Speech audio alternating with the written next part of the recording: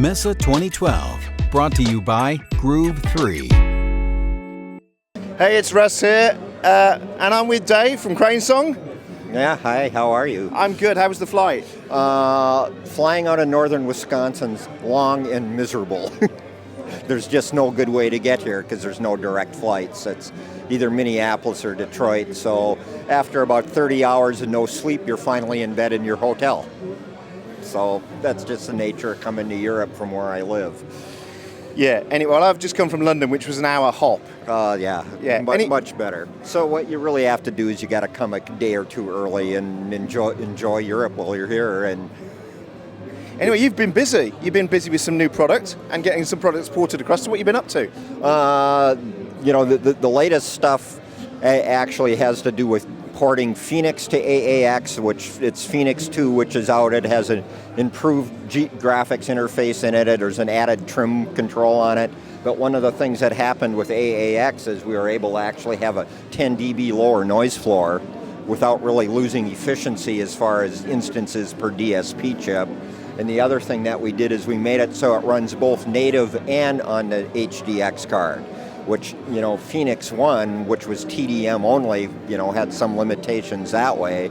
There was also limitations within TDM, which is why there's 5 flavors of it. So in the process of, we can fix all of these things that people were asking about and actually make the noise floor lower with it. The other thing is the RA or RA plugin that's under Dave Hill Designs. The AAX thing should be done. Well, we're expecting it to be working next week, the week after Messe here. So that means, how software goes, it'll be a little bit longer than that, but it's really close.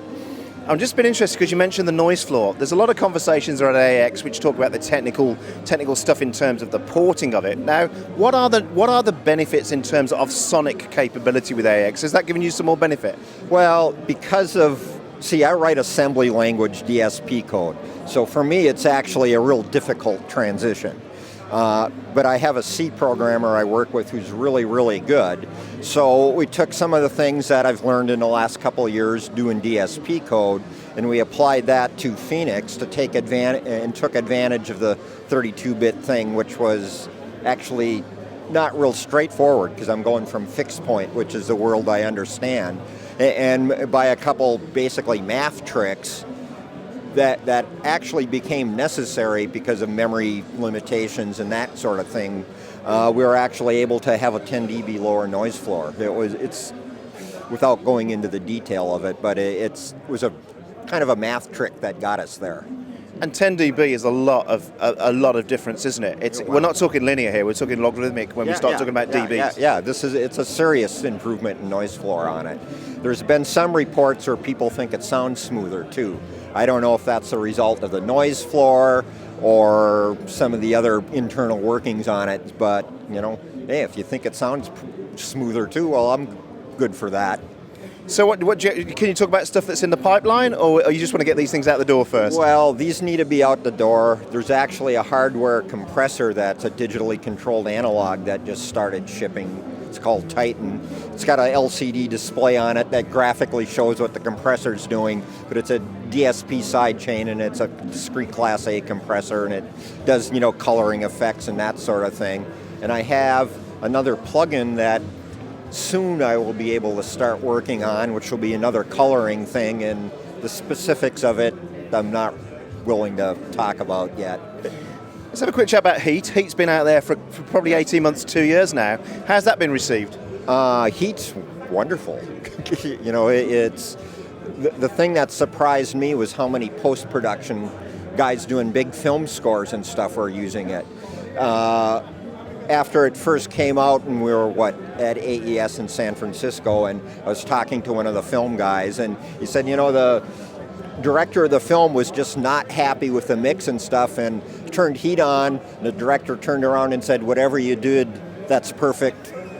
Don't change a thing. Well, which in terms of mixing post for directors is a nightmare, so that guy must have thanked God for Heat at that moment. Well, yeah, I would suspect. But Heat's great. The response has been really good. I get a lot of really good emails on it. People seem to understand it and like how easy it is to really work with. And, we can thank Danny Cacavo for fighting for that to get it down to 2 knobs. It was, see, we had so much fun developing it. It was just great to do it and work with, there was a lot of bright guys at Avid Digi at the time, and we just had a great time doing it. And I think whenever you can work on a project where everybody has a lot of fun, it just makes it better. Now, that had a philosophy that we haven't seen before and since, which was this idea that it's across the whole channels. Do you think that's something that could be employed on other plugins? Well, the right things, yes. Now, it had to be designed specifically with that in mind, which means you can't have an in-your-face guitar stork thing, because if you put that across all the channels, it'd sound like crap. Yeah, so it's got to be designed in a realistic way for it to work that way. The efficiency of the code has to also work that way. So it's actually a very, very tricky thing to do. And the other thing is that's really a revolutionary concept. Nobody's done that. To have software mixer, hardware mixer, or anything that here's a knob, you don't like how it sounds, well, you want it thicker, you want it brighter, you have a knob that you can change the whole character of the system. And nobody's done that. Always a pleasure, Dave. Glad to see you again. Have a great show, and let's have a good show too. And you. Many more to come, I hope, from you and your stable of fantastic stuff. Yeah, I have a lot of crazy ideas. It's just sometimes I need a clone to get all of them done or something, but there's a couple things coming that are being worked on. Well, keep being crazy because we love what you do. Yeah, very good. Thanks.